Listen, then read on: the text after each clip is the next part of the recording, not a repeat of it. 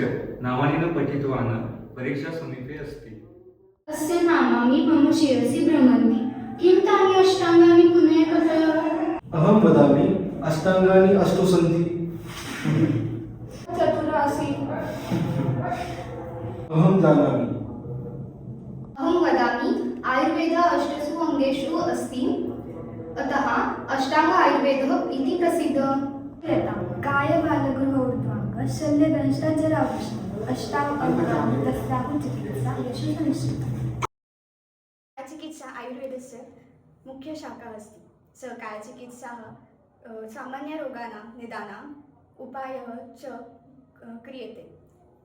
शोधनं शमनं आहार विहार परिवर्तनम् इति उपायः क्रियते। बालगृह चिकित्सा आयुर्वेदस्य शाखा अस्ति, या शिशुबालानां बालगृहजन्यरोगाणां निदानचिकित्सा करोति। बालानां विशेषरोगा ए दूषितवातावरणात् अशुद्धस्तन्यपानात् ओजक्षयात् संक्रमणात् जायन्ते, ते बालगृहाः इति कथ्यते। काश्यपसंहिता बालचिकित्सायां प्रमुखग्रन्थः अस्ति। आयुर्वेद अष्टाङ्गेषु गृहचिकित्सा विशेषमस्ति। मनसि तथा शरीरे उत्पन्नाः अदृश्यदोषाः ग्रह इति कथयन्ते। एतेन रोगिणः मनः अशान्तिः भवति। भयं, रोदन, क्रोध, अनिद्रा, असामान्यचेष्टा च दृश्यन्ते। विशेषतः बालकेषु एते दोषाः अधिकः प्रकटयन्ते। एते कारणानि मनोबलं ह्रासयन्ति, चित्तविचलयन्ति, देहस्य अपि सन्तुलनं भङ्गते।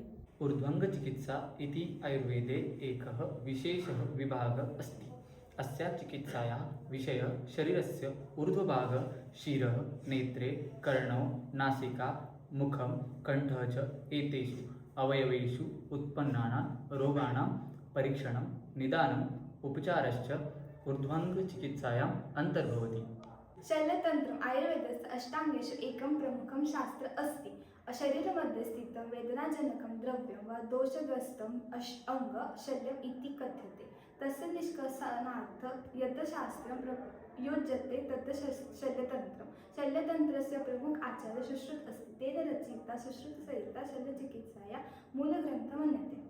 विषाणाम् उपविषाणां दूषिविषस्य सर्प वृश्चिक कीटादिदंशानां च लक्षणनिदान चिकित्सा प्रतीक्षेत विशेषकं शास्त्रम् अगततन्त्रम् इति। जराचिकित्सानाम् आयुर्वेदस्य एक महत्त्वपूर्णं तन्त्रम् अस्ति। अस्य मुख्यप्रयोजनं जराजन्यं विकाराणां निवारणं, दीर्घायुष्यप्राप्तिः, बलमेधा स्मृतिवर्धनं च इति। जरायाः नाशनं यया क्रियते सा जराचिकित्सा। यया चिकित्सया जराजन्यक्षयः शम्यते सा जराचिकित्सा इति।